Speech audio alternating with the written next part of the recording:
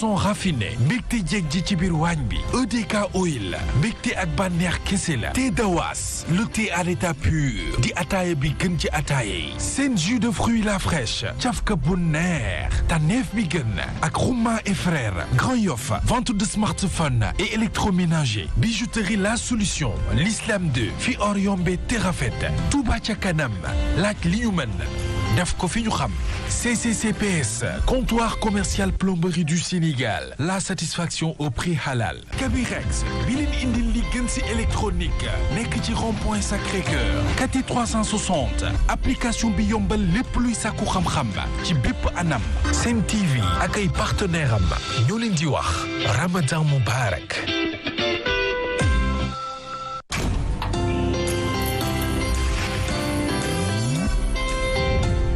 Retour sur le plateau di jaajëfal suñu ay partenaires ñu ànd ak ñun ci le grand plateau di leen jaajëfal bu baax a baax xam naa di leen fàttali rek ñu ngi fi dalal tey fii di Bougane Gueye Dany leader du mouvement Gëm Sa Bopp dinañ duggaat ci waxtaan bi song politique song justice également ak société mais laata loolu damay ñëw ci Momo moom itamit mu am nu mu teralee internautes yi démb YouTube bi ñoom ñoo gagné Facebook. démb de waaw tey partage yi gis naa ne que quand même partage yi ñu ngi bëri. kon dafa ni lu mag ngay maye tey. maa la wax li xam nga nag xam naa ni ñoom ki ñu invité tamit moo ko jar tamit président mouvement Gëm Sa Bopp Bougane Gueye Dany. donc commentaires yi ñoom ñi ngi gën di bëri surtout ci page Facebook bi donc actuellement ñi ngi tolloog 27000 et quelques commentaires sur Facebook donc woy leen di commenter en même temps. 2000 partages 2000 partages voilà. soo demee 5000 partages moom 500000 ngay maye 10 000 partages nga maye 1 million. bërki démb maye woon nañu 450 000. démb eggoon nañu 1 million tey ñi ngi ci 250 000 ci Ndoumbelane tey bi GP version Ndoumbelane donc xéwal gi dafay gën a yokk président. maa la dàq maye de. est-ce que moom réew mi moom jamono ji lu waay di jàng rek na mokk. réew mi moom jamono ji ci réew mi maa fi dàq maye. mu ne lu waay di jàng na mokk. toir fakal la. ayca donc mi ngi noonu dañuy mayewaat beneen 250 000. muy 500 000 parce que nee nañ leen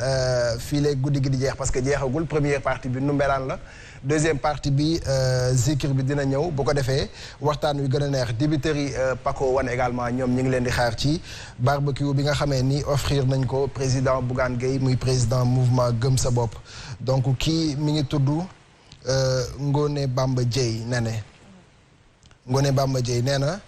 à entendre Bougane parler on sent nettement que ni il a la passion du Sénégal normal donc Ngone Bamba Dieye numéro de téléphone am 77. waaw 355. 48. 50. 50. joxal ma ko 250 000. sa yam tàng na tey. muy 500 000 ci guddi tay gi. donc woy leen di commenter. woy leen di partager également li nga xamee ni moo di GP bi ci YouTube bi. itamit dinañ fa doxantu bu ci kanamee tuuti bu ko defee ñu baaxee leen ci xéwal yi tamit woote leen ci sunu serveurs yi 88 628 89 90 fii léegi ci kanam bu ñu leen jëlee jox leen itamit ci xéwal gi parce que yéen ñi toog seen kër di seetaan itamit ci xéwalu GP bi la ñu bokk Néné Aïcha. c'est important xam naa dinaa ñëwaat ak yow Momo nga am loo mayewaat parce que gis nañ ko partage yaa ngi yokk suñu gënee yéeg rek incha allah nga may leen xaalis bu bëree bëri alors on revient encore ci débat bi yemoon ci wàllum politique xam naa damay jox Serigne Saliou après ñëw ci yow Omar Faye laata may terminer par Siré après ñu delloo si waat Serigne Saliou ñu ngi doon waxu les élections locales mu nekk une question qui t'intéresse également beaucoup nga amoon ci question jëmale ko ci kii di Bougane Gueye. Voilà d'abord c'est des remarques Néné parce que man j'ai vu que le leader de Gëm Sa Bopp moom nangul naa ko ne du politicien mais c'est un acteur politique. mais li ma remarqué c'est que dafa am ay rendez-vous des fois yu am solo yoo xam ne souvent kenn du ko ci dégg kenn du ko ci gis. il est vrai que chaque fois que yenn événements yi su amee dinañ ko gis sur le terrain.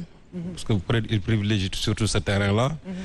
inondation su amee di nga ko gis ci sinistre yi. bi nga xamee ne temps yi am na fi ñoo xam ne seen bakkan wàññeeku na ci événements yi aussi gis nañ ko ci famille yi mu leen di dëfal. et aussi tey démb gis nañ ko ci affaire conseil présidentiel je crois tey la mais loolu am na solo mais li gën a am solo aussi je crois que des fois dafay baax ngay dajeek presse bi di wax ak Sénégalais yi surtout ci yenn jafe-jafe réew mi. parce que des fois dafay toll foo xamee ni il faut ngay toog di def ay conférence de presse d'autant plus que yow yaa ngi ci médias yi. il faut aussi souvent ngay privilégier loolu ñenn ñi di mën a am accès non seulement ci yow di la mën a poser yenn yi aussi en même temps di gëstu fan nga yow toll ci réew mi. mais souvent événement yooyu kenn du la ci dégg kenn du la ci gis. pour man loolu c'est une attitude waaye assez incohérente ci sa démarche politique. beneen bi aussi incohérence bi ma gis c'est surtout aussi toujours sa démarche politique. Je prends par exemple le cas de Ousmane Sonko. Très souvent, des fois, il y a alliance entre vous, je ne sais pas, ou bien entente entre vous. Des fois, nous, Bougane, Ousmane Sonko, ils ne sont plus ensemble. Aujourd'hui aussi, on dit que Bougane, Ousmane Sonko, ils sont encore ensemble. Pour moi, je me dis que Lolo, en tant qu'acteur politique, souvent, nous on a l'impression que Yen Sen Digante, je prends le cas d'Ousmane Sonko, ça peut être quelqu'un d'autre aussi. Mais ces ruptures et ces sutures-là, les gens souvent ne comprennent pas ça. Est-ce que si nous avons une élection locale, quelqu'un comme Ousmane Sonko, Fatou Ndiaye, Abdou Ndiaye, bien Khalifa Sall, est-ce que réellement, une coalition, ce sera encore une coalition sincère? D'autant plus qu'il y a toujours des femmes et précédents entre Yow et Ousmane Sonko. Et en plus de cela, qui se incohérence surtout discours. dama gis ne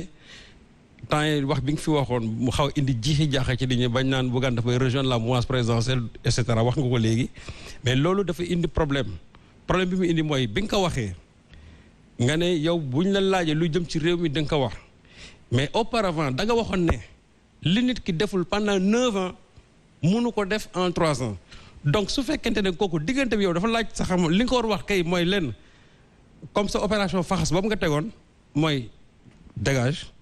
ça signifie que yow depuis 9 ans li nga xamee mënoo ko def tey même man suma xam-xam suma la ko joxoon tu mënoo résoudre le problème des Sénégalais et puis encore moi je me dis que yow doo cabinet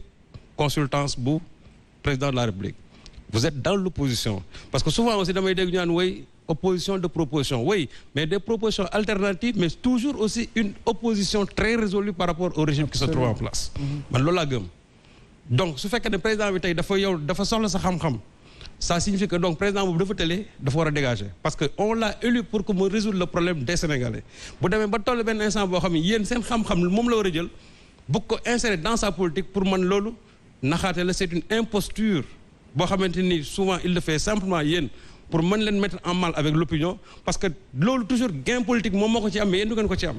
président bi dafa toll foo xam ne aujourd'hui du ma wax ne c'est un pestiféré mais personne aujourd'hui dans l'opposition ne veut s'afficher avec le président de la République parce que koo ci def aussi on a l'impression que yow doo ci tirer benn avantage politique moom moo ko ciy tirer te toujours pouvoir bi dañuy bëgg di approcher yenn leaders yi nekk fii nga xamante ne souvent ay tête de truc lañ que ñu ne tel recevoir nañ ko tel war na dem dans la mouvance présidentielle bu indee jiixi jaax nag loolu ci ñenn nit ñi c'est parce que aussi moi je trouve que souvent dans votre démarche politique il y a de l'incohérence dans votre discours aussi il y a de l'incohérence léegi nag dernière sama question mooy élection locale à Dakar est-ce que vous êtes candidat à la mairie de Dakar? D'accord maa ngi lay gërëm je suis parfaitement d'accord avec Serigne Saliou ci question bi nga posé jëm ci du ñu may dégg ci yenn actualité yi xam nga parfois comme je suis journaliste comme yow damay fàtte donc xam naa ne loolu rek la mais tekki wut ne bàyyiwuñu xel askan wi et puis nag xam nga gëm sa bopp ñun dañu am particularité mooy li ëpp ci ñun ay liggéeykat lañu xam nga bu dee nee ne di démb rek maa ngi ciy wax ak sama benn xarit bu dee nee ne bu weer deewee nga xalaat ne war ngaa fay lu toll ci 126 millions ci ay salaire parce que man nekkuma fii rek xëy na yàlla dénk na ma fii mais dénk na ma yeneen i barabu liggéeyukaay et loolu bu nekkee ci sa ndodd amaana xëy na yu bari da nga ci nekk di góorgóorlu rek mais xalaat bi nga wax incha allah dinaa ci bàyyi xel et dinañu xool en interne nu ñu mën a corriger li nga xam ne moom nga wax. beneen bi tamit mooy li nga wax ne dañuy am warooy gis-gis ci sama diggante ak Ousmane damay fàttali rek ne dañu nekk ñaari jeune ñaari xale yu bokk benn objectif mooy jiite réew mi bokk it ay xalaat du ñàkk yenn saay ñu jonjoo mais il faut ñu comprendre ne benn yéene rek la ñu am mooy fexe naka la ñu mun a def ba changer réew mi fexe ba soppi réew mi et loolu ci laa nekk bu lépp doxoon Serigne Saliou munoon naat continuer na ma doon def toog ci sumay roq force de proposition nag du léegi lañ ko tàmbali nee naa la booy fàttaliku depuis 2012 bi fi mbënd mi amee dañu jóg génne dajale lu tolloog 500 millions booba Sen TV mu ngi doog a tàmbali ñu dajale 500 millions dem jox ko ñu nekk ci ay jafe-jafe 2020 bi même situation bi amaatee ñu jógaat dem xooli ndax la ñu xuri woon 2012 moo dellu siwaat on s'est rendu compte que c'est la même chose dem naa Wakhinane ndoxu 2012 laa fa fekk en 2020 dem naa Wakhinane 3 ndoxu 2012 laa fekk foofu kon c'est juste pour vous dire rek de manière très claire que yéene bi nga xam ne am nañu ko mooy liggéey réew mi proposition yi ñuy def tamit nag xëy na samay wax la ñu interpréter une mauvaise interprétation de mes dires mais jàpp naa ne et mooy suma gëm-gëm Serigne Saliou da ngay gis ci yeneen réew yi bu amee lu ne këtt ni jonn yittey réew mi bu taxawee ku nekk war ngaa fàtte sa bopp en tout cas man Bougane noonu laa mel xam nga nag man je préfère garder ma naïveté en politique moi je suis entier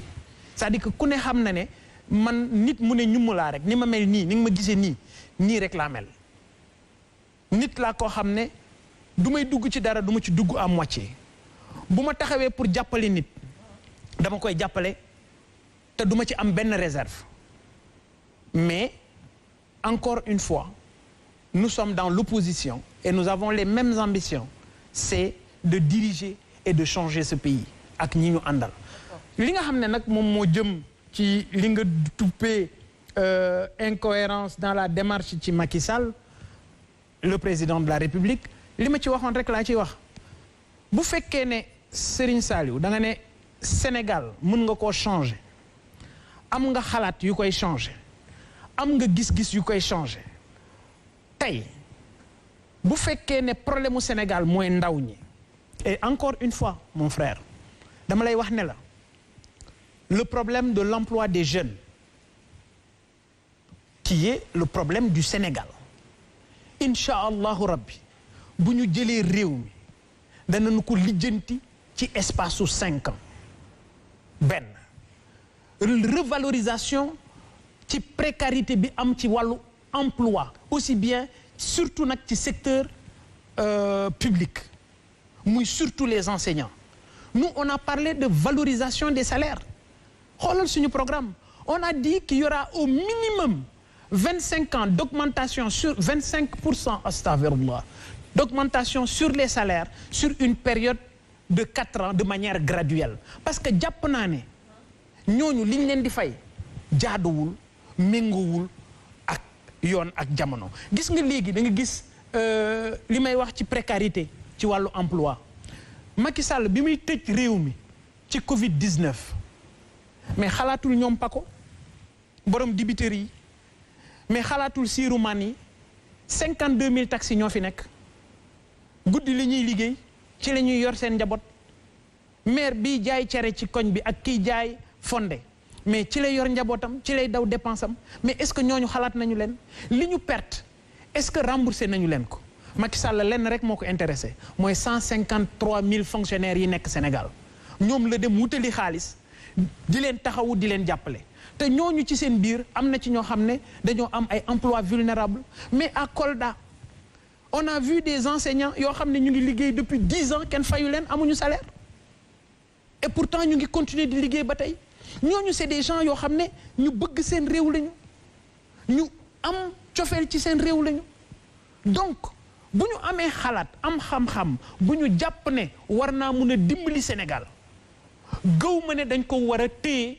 ba 2024 ñun bu ñu faloo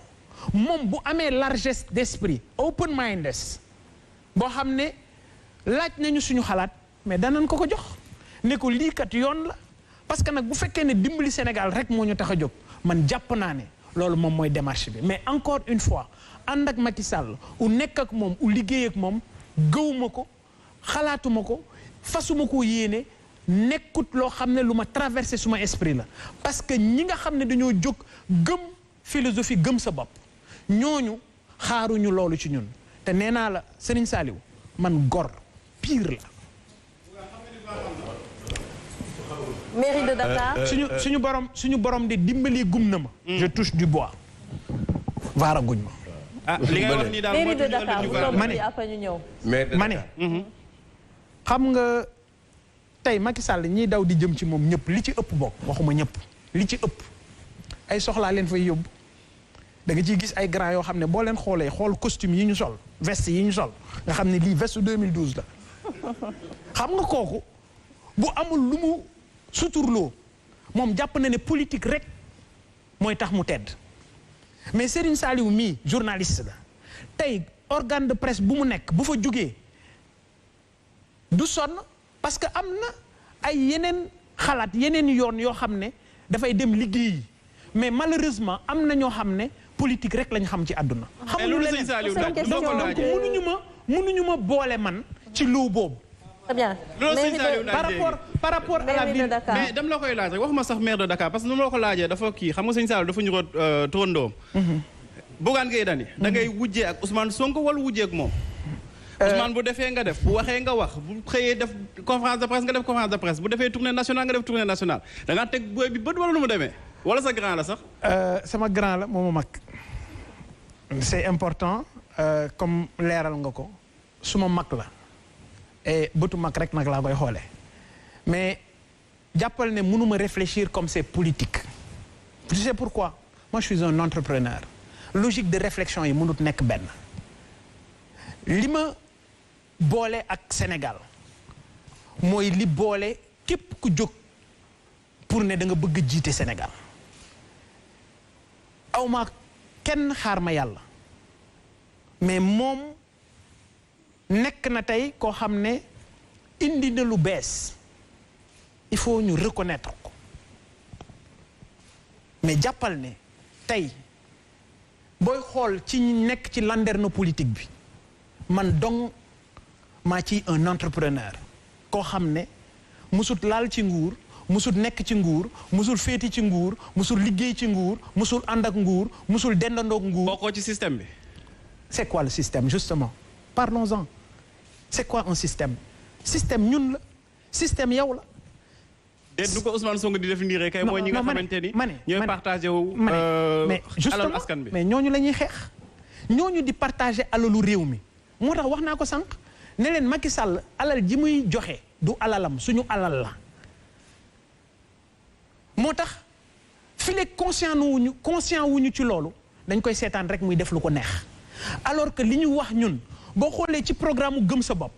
dañ ne njiitu réewu Sénégal ay dooleem dañ ko war a wàññi ñun dañ ne bu ñu nekkee man bu ma nekkee président de la République du ma nekk président conseil supérieur de la magistrature ça veut pas dire qu'on aura une république des juges déedéet waxuma lool mais dama ne ku la ëmbal sa sànqal ëmbal la sa kersa bu fekkee ne ñoom ñooy déterminer carrière u magistrat bi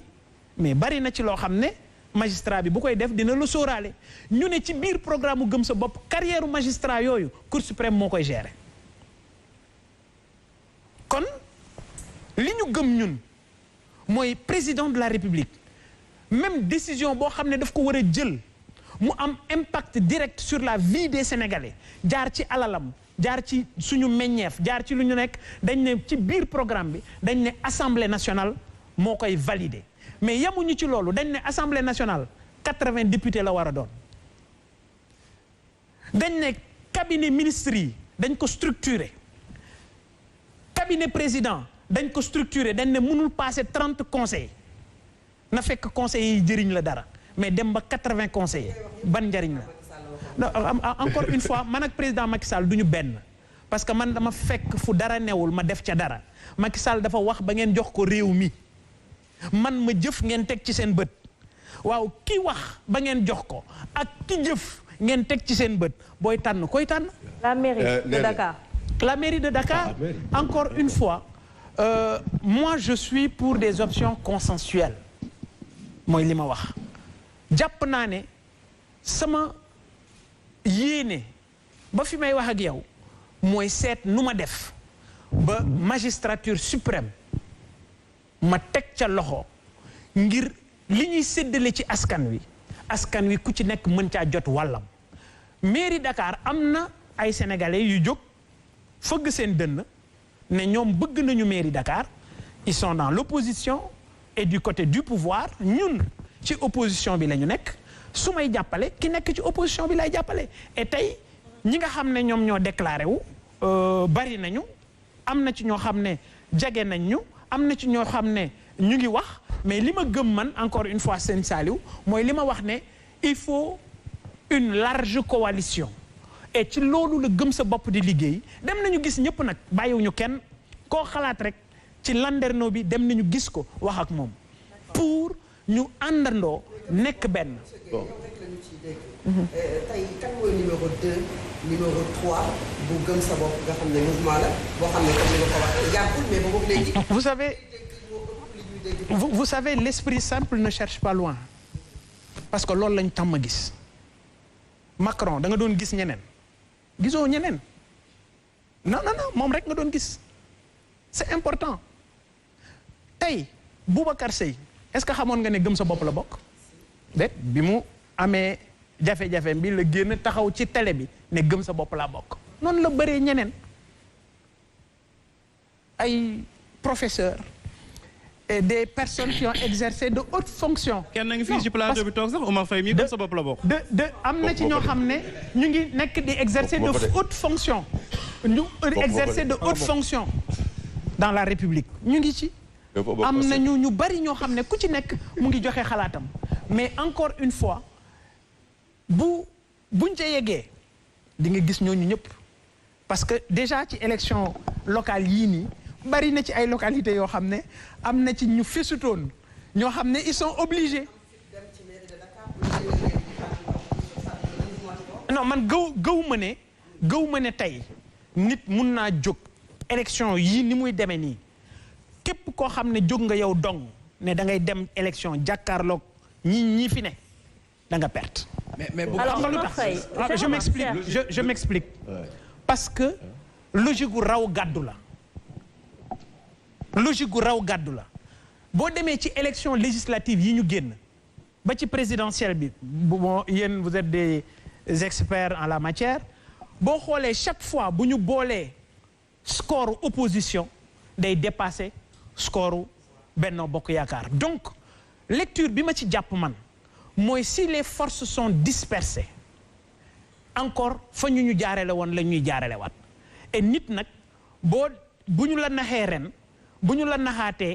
naxee daaw bu ñu la naxaatee ren c'est parce que da nga ko bëgg kon li ñu daloon 2017 Manko ak Taxawu Dakar def division boobu moo permettre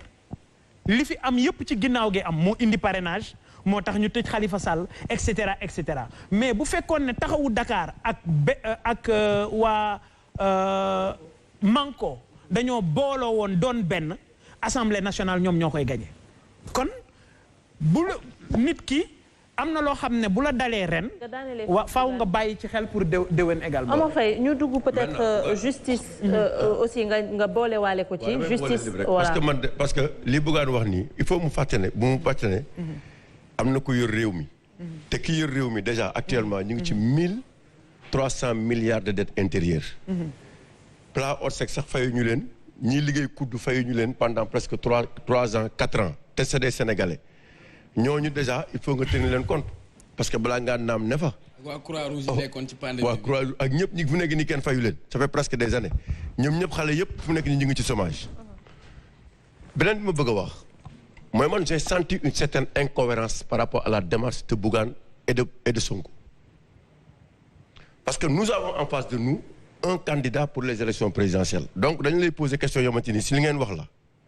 vous ne pouvez pas attaquer les politiques et revenir aussi faire une coalition avec les politiques pour les élections à venir. yéen politique yi du ñu dara ngeen bëgg a ñëwaat tey bëgg a def coalition ànd ak politique yi ànd leen kay yéen ñi deful politique ba tollu fii et bàyyi leen politique yi ñoom ñu ànd yéen ngeen ànd seen bopp mais boo leen àndee ak politique rek il y a plus de cohérence. Deuxième point. dans cette démarche. Parce que yéen vous avez pris aujourd'hui l'affaire de Khalifa Sall et de Karim Wade def ko jurisprudence surtout yéen di ngeen rencontrer les hommes politiques j'ai vu Sonko hier avec Ahmed Khalifa Niass on l'a vu aller voir le PDS et pourtant bi muy seeti PDS waxoon na ne Karim Wade oo na ma du ma ko jël parce que il fait partie du système donc si vous revenez en contrepartie aujourd'hui dem ak Khalifa Sall dem seeti waa PDS dem seeti ñeneen j'ai senti quand même une certaine incohérence par rapport à ça parce que man dama yaakaar ne élection locale yi yéen ñi nga xamante ni ne bokk leen ci benn parti politique yéen a war a ànd dem élection mais sans les politiques parce que marche boobu ngeen wane yéen a ko wax tous les politiques il faut les écarter maintenant ñun ñi nga xamante ni mosuñu bokk système bi il faut ñu ànd donc yéen tey boo leen taxawee ci élection ngeen jàppale un politique ça veut dire que foofu am na benn illogique par rapport ak li nga xamante ni moom ngeen gëmoon maintenant yaa ko wax léegi la politique c'est aussi des compromis nee nga même les étrangers suba moo yoroon réew mi da ngay naxante waxtaan mais nag dans votre démarche mosu leen wane waxtaan comment dirais-je naxante wala jéem a xool ni ñu waxtaanee mu rafet donte nee nga doo wax kenn lu ñaaw te loolu rafet la réew mi moo doxee noonu doo wax lu ñaaw nit ki bañ a wax lu ñaaw du kii mais man li ma bëgg est-ce que tey xamoon ngeen ne position boobu ngeen amoon c'était pas la bonne position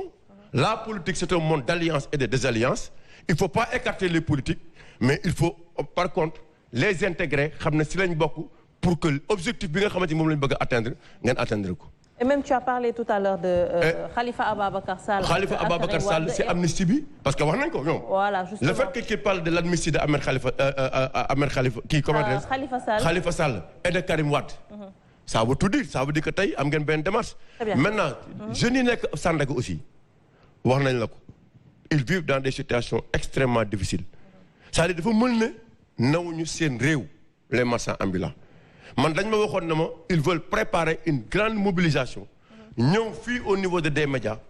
jéem a xool nan la ñuy jooyee li nga xamante ni moo leen metti ma ne comme Bougane ngeen wax Pape Matar xam naa dina ne Bougane laa àndal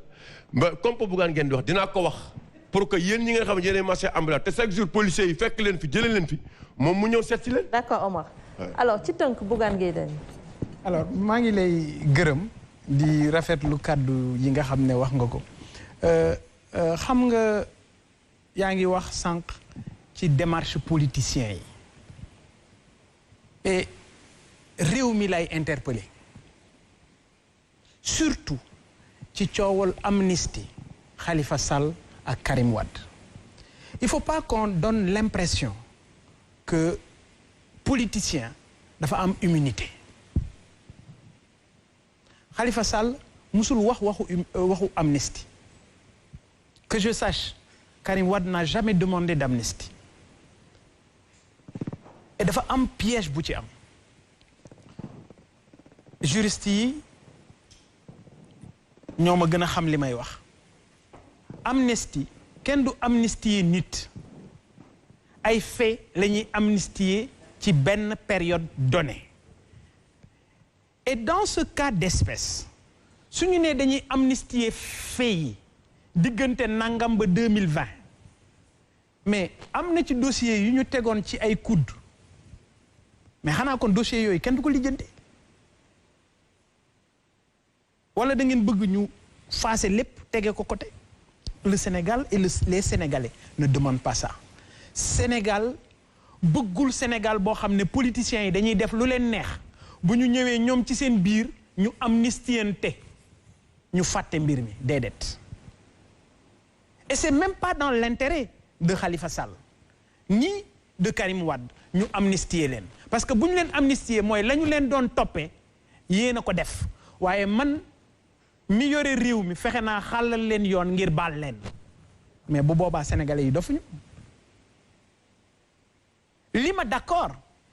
mooy révision procès bi am na lu ci jaarut yoon am na élément yu bees nañu taxaw ñu tëggaat procès bi attewaat ko amaat jugement bu jaar yoon bu leer boo xam ne kenn du ko lam-laamee alors donc sur la question de l'amnistie loolu laa ci doon wax et encore une fois ñiy wax ne réew mi amul justice je dis une justice peut être imparfaite mais elle est quand même notre justice bokkuma ci ñiy yëkkati kàddu yooyu et bu ngeen fàttalikoo même Ousmane bi mu nekkee ci ay jafe-jafe bi ma demee gis ko bi ma génnee déclaration bi ma def loolu laa ci wax parce que nag personne n'a intérêt à fragiliser nos institutions lu jëm ci wàllu Sandaga xam nga Sandaga Sénégal la tey jii dem naa fa Sandaga bâtiment bi ci boppam la fa nekkoon ci ay nit di fa liggéey mat nañu 1400 ñu génne leen raser bâtiment bi en fait raser la ñu waxoon bâtiment ba tey ma nga fa kenn raser wu ko jox leen 508 cantines yóbbu leen ca champ de course nga xam ne sénégalais yi xamuñu sax cantines yooyu fu ñu ko yóbbu ça veut dire quoi c'est des centaines de milliers de familles tey seen njaboot tas na te loolu kenn yóbbewu leen ko ku mooy président de la république parce que président moom moo leen dalal ne leen danañu ko def ci diir nangam danañu ko lijjanti ci diir nangam parce que nag un état c'est la continuité même bu fekkee ne Karim Fofana moom moo def jëf joojo mais am na ñoo xam ne tey ñoo fi nekk di continuer loolu et puis ce qu'il faut pas oublier c'est que Sandaga tey conteneur bu génnaan ca port ba mais Sandaga ñoom ñoo koy ventiler ñoo koy dugal ci réew mi kon Sandaga poumon économie Sénégal la pourquoi ñu war leen sàggane Sandaga mooy sàggane Sénégal tey jafe-jafe commerçant yi demal portu Dakar conteneur boo doon génnee 4 millions tey 8 millions lañ lay laaj jafe-jafe yooyu noggatu googu ñuy noggatu askan wi xaalisu askan woowu ñuy rocc ci ñoom pourquoi réew kenn du ko yore ci noot sa askan réew kenn du ko yore ci indil sa askan ay jafe-jafe kon encore une fois li ma jàpp man mooy liy defar Sénégal dafa war a jaar ci secteur informel bi parce que pour moi le levier du développement de ce pays c'est l'informel contrairement à ce que certaines responsables certaines personnalités pensent ñu ne informel man dama jàpp ne bu ñu leen encadrer de manière graduelle et mu ngi ci suñu programme danañu indi liy changer Sénégal ci informel bi lay jógee mais nee na Aïcha beneen levier bi ma jàpp ne man day développer Sénégal ñun ci gëm sa bopp ñaari levier la ñu wax ne mooy développer Sénégal c'est l'informel et la diaspora les Sénégalais de la diaspora 2000 milliards le Sénégalais de la diaspora di dugal Sénégal at mu nekk c'est plus que l'apport des partenaires financiers des institutions de Bretton Woods yi ànd ak Sénégal di leen jàppale. di nga ñëw ci rapatriement également yu ñuy wax par rapport justement aux Sénégalais de l'extérieur. tout à fait xaalis bi Sénégalais de l'extérieur yi di dugal ci Sénégal am na njariñ baax na mais ñun ci gëm sa bopp ci suñu programme dañ ne xaalis boobu am na njëriñ certes mais ñun xalaat expertise expérience su Sénégalais de l'extérieur yooyu la ñu soxla fii ci réew mi parce que jàpp nañ ne loolu mooy développer réew mi tey réewu Turquie réewu Éthiopie dañoo dem wuti seen ay expatriés delloo si leen ñu ñëw liggéey seen réew Sénégal li koy liggéey dafa nekk ci Sénégalais yi nekk bitim réew parce que xam-xam la ñu yor bu ñu yónnee 2000 milliards par at ça veut dire que ñoom ci seen bopp liggéey nañu 100 000 milliards ca réew ya ñu nekk xam-xam boobu ñuy jox réew ya ñu nekk ak alal ba ñuy bàyyi ci réew ya ñu nekk ñun dañ ko soxla mais pour y arriver il faut réconcilier le Sénégalais de la diaspora avec son pays ni ñu koy réconcilier mooy fexe delloo si méritocratie Sénégal fexe delloo si état de droit Sénégal fexe ba nit ku investir la muy investir mu mën a dellu si moom doon njariñ encadrement boo xam ne war nañ ko def ci les Sénégalais de l'extérieur donc pour ñun programme lëmm la fexe ba Sénégalais de l'extérieur yooyu li ëpp ci ñoom ñu dellu si Sénégal ngir seen xam-xam seen expertise mun a jëriñ Sénégal ci domaine yu nekk rawatina ci industrie rawatina ci yeneeni plateforme yoo xam ne bari na ci réew mi et ci ñun ci gouvernement bi nga xam ne gëm sa bopp daf ko xalaat muy 18 ministres dañ ne dañuy créer ministère de l'intelligence ce ministère de l'intelligence dafay fexe ba répertorier ressources humaines yi nga xam ne Sénégal am na ko à l'étranger te ñuy def liggéey bu am solo ci réew yooyu bu ñu leen soxlaa dañ leen di indiwaat Sénégal tey aéroport Blaise Diagne soxla na directeur général pourquoi ñu dem war a wuti ab tubaab di ko jox alors que sénégalais yi ñu ngi ci bitim réew dafa liggéey war nañu mën a dem jëli sénégalais bi ñëw jox ko soxla nañu tey ji usine buy defar bouton wala usine buy defar puso war nañu mën a dem xool sénégalais bu nekk à l'étranger nekk ci usine bu demee noonu ñu delloo si ko Sénégal encadré ko jàppale ko ngir moom mu installer industrie Sénégal parce que man loolu laa gëm li ma jàpp mooy liy développer Sénégal ci diaspora lay jaar liy développer Sénégal ci agriculture lay jaar liy développer Sénégal ci secteur informel bi lay jaar parce qu'il faut ñu encadrer leen. mais très bien alors sport bi nag doo wax mu si sport. Le sport en fait partie de ton programme. Oui. Il ne faut pas oublier le sport. Oui, absolument. Et particulièrement le football. C'est de l'argent. Et nga baal ma. nga baal ma. nga baal ma. transition bu gaaw lay doon. waaw. xam nga dama ne la liy développer Sénégal ci Sénégalais de l'extérieur yi lay jógee. équipe nationale du Sénégal football ñu ko composé. extérieur ay Sénégalais yu nekk extérieur lan moo tax ñu ñëw di fi football seen xam-xam. seen expertise ñoom seen expertise moo tax tey Sénégal nekk fi mu nekk waaw kon sénégalais yi nekk ci yeneen domaines yi bu ñu leen bàyyee xel indi leen Sénégal mais loolu kenn dootu ko waxati. Sénégal dem na yoonam yàgg na. dootuñu tuddati Paul Kagame. dootuñu tuddati Rwanda parce que ñun li ñu am Sénégal Rwanda amu ko ñun li ñu am Kagame amu ko mais xam nga lan la ñu am ay nit ñu bëggul seen réew ay njiit yu bëggul seen réew loolu nag dafa jot. pour que yéen sénégalais yi ngeen xam ne lii changer Sénégal lii tax ñu tegu résolument ci yoonu développement mu ngi yéen ci seen loxo et yéen sénégalais yi yéenay dekkal yaakaar yéenay delloo si yaakaar. C'est important alors ma jox la Siré parce que ñu dugg également ci géopolitique parce que li ñu joxoon ci temps amaana léegi mu jeex on parle de la mort de kii di Idriss Déby am na tey sax moo doon ay funérailles am ba 12 chefs d'État teewoon ci ñu ràññee ci également kii di président français mais ci loolu dañoo gis ne que la France perd un allié de taille par rapport justement à la lutte contre le terrorisme loolu tamit naka lañ koy mën a naka lañ koy analyser peut-être nga amoon ci question pour kii di Bougane Gueye Dany. question. wala sa analyse. waaw d'accord waaw peut-être. bul poser question de boo poser question Bougane da koy tàllal la. analyser rek. d'accord mais par rapport ak affaire géopolitique ak. je pense que micro bi c'est bon. oui allez-y. D'accord donc par rapport ak effectivement bu France waxee ni elle a perdu un allié de taille. Effectivement, elle a perdu un allié de taille. Parce qu'en réalité, opération Barkhane bi ñuy wax nii ñi demoon au front ba xeex ak djihadistes yi ba dugg ñu Mali en réalité c'était les Tchadiens, c'était l'armée tchadienne avec 1500 hommes. C'est-à-dire que dans le théâtre des opérations armée tchadienne ñoom ñooy xeex mais bu ñu paree nag tubaab bi ñoo koy récupérer après la victoire symbolique. Effectivement am nañu allié de taille parce que bu dul woon armée Tchad Nigéria. am na benn période boo xam ni daanaka rebelle yi djihadistes yi jëloon nañ ko ba pare. Sora été Idriss Déby moo ci taxaw ma d'ailleurs sax année boobu Idriss Déby ak Tchad dañoo dem ci xeex bi ba toog nañ 2 mois yoo xam ne mënuñu fay sax seeni salaire parce qu'ils avaient beaucoup engagé de ressources et de moyens ci xeex bi. Effectivement sur le terrain des opérations bu dul woon armée tchadienne doon na gën a ñaaw d'ailleurs ñun ñi sax Sénégal doon nañ ci am ay risques parce que djihadistes yi duggoon nañ déjà Bamako quoi ils étaient presque à 300 kilomètres de Bamako donc loolu benn la deuxième bi mooy armée tchadienne tchadiens yi ci boppam tchadiens yi sax laay bëgg a wax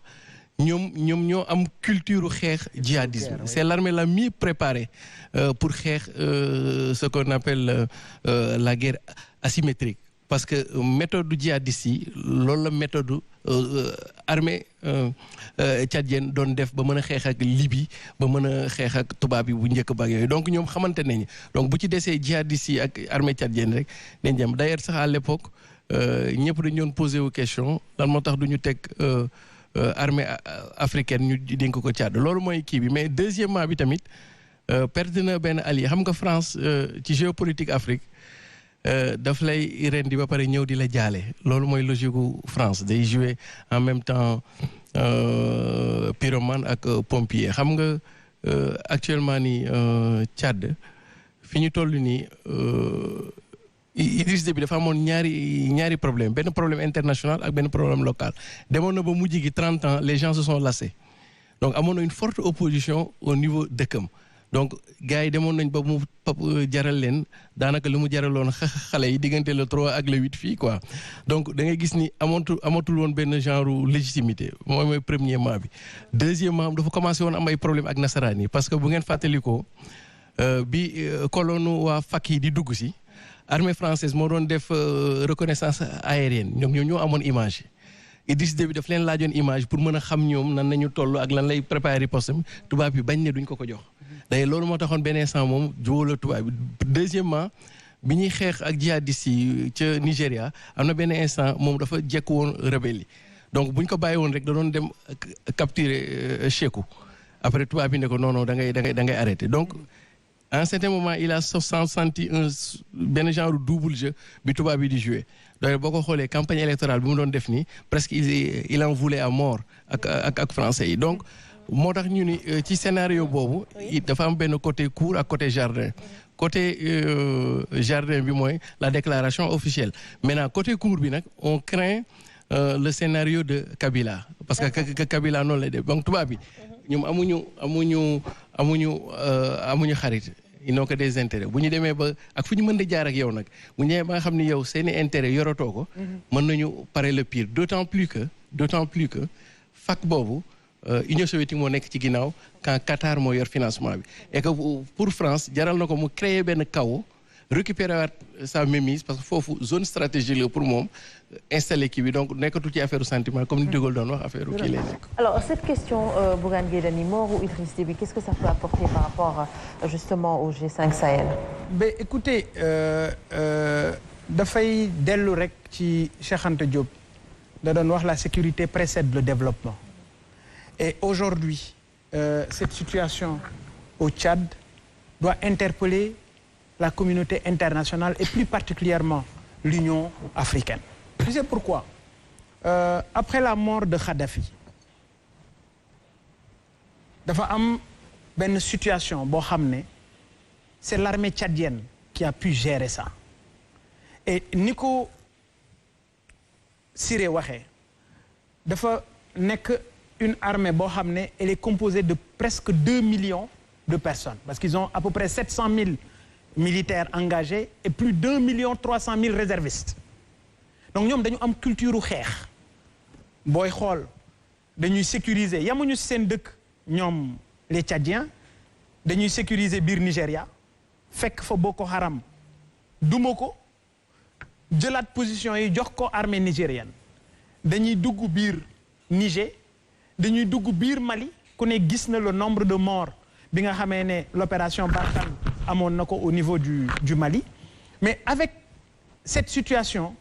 il faut ñu comprendre ne si on laisse le terrain la situation telle quelle ça va permettre une jonction des sections terroristes et ça c'est dangereux pour nos pays le Sénégal vous avez vu ce qui s'est passé au Mali et Sénégal lu sëqat Mali Sénégal dégg ko Donc aujourd'hui nous avons intérêt à ce que les autorités, en tout cas les autorités africaines à travers l'Union africaine, ñu mun a stabiliser cette situation au Tchad parce que tout simplement buntu la boo xam ne buntu bu mun a indi musiba la ci zone Sahel bi et encore une fois stabilité bi nga xam ne wala rôle bi Hissène Habré doon jouer ci ceinture boobu rôle bi Idriss Déby doon jouer comme catalyseur des forces yi ñu déployé dans l'opération Barkhane même si les Français ñoom ñoo ci gën a fës mais il faut ñu d'accord ne épine dorsale bi ñoom les Tchadiens la parce que ñoom ñoo ci ëpp et comme ni ma wax dañu am culture guerre am culture xeex ak les djihadistes c'est pourquoi d'ailleurs zone boobu da ngay dégg terroristes yi partout mais tu n'entends jamais les terroristes au niveau du Tchad parce que ñoom ils ont sécurisé leur terrain. Très bien, alors en tout cas daal xam naa ne situation la boo xam ne l'histoire aussi de l'usure du pouvoir.